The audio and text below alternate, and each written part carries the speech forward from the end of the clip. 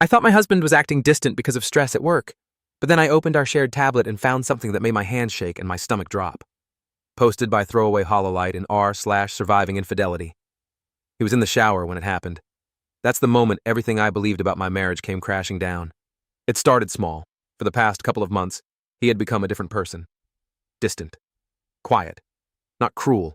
Not cold. Just somewhere else. He started working late, avoiding eye contact, and worst of all, he stopped laughing at my stupid jokes. That was the red flag I ignored. Because no matter what we went through before, he always laughed. That night, I was sitting on the couch scrolling through recipe videos on our shared tablet. He usually used it for reading news or watching YouTube when he was bored, but I never thought to look at the browser history before. I was looking for a saved link to a soup recipe when I clicked the bookmarks tab. That's when I saw a folder called Photos. It wasn't ours. I opened it, expecting maybe saved vacation pics or inspiration for his motorcycle rebuild. My fingers trembled as I scrolled. There were over 100 images, selfies of a woman I had never seen, some fully clothed, others not. They weren't professionally taken. These were intimate, raw, sometimes blurry, the kind you send to someone when you're lying in bed thinking of them.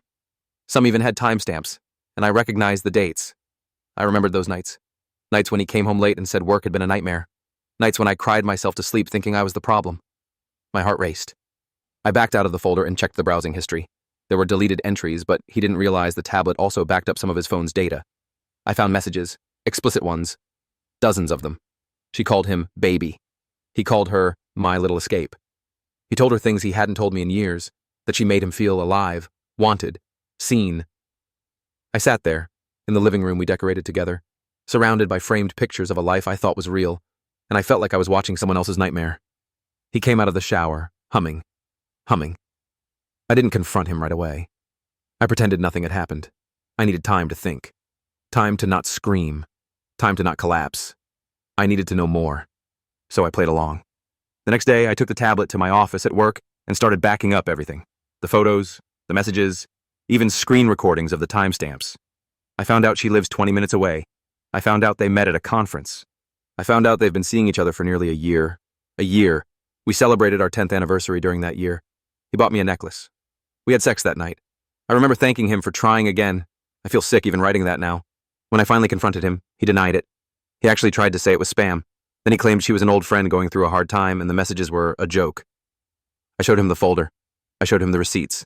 I asked him to tell me anything that would make this make sense. He cried, and for a second, I felt bad for him. Isn't that insane? After everything, part of me wanted to comfort him. I didn't. I told him I was done. I'm writing this from a spare bedroom at my sister's house. I moved out a week ago. He's begging me to come home. He says he'll go to therapy. He says it was a mistake, a year-long mistake, with a woman he told he loved, with photos, and lies, and stolen time. I don't know what hurts more, the betrayal or the realization that I was living in a fantasy I didn't create. I'm not sure what happens next. I haven't filed for divorce yet. I'm still in that numb place where nothing feels real. But I needed to write this. I needed someone to hear me, because I don't recognize the woman who believed him for that long, and I'm trying to become the one who never will again.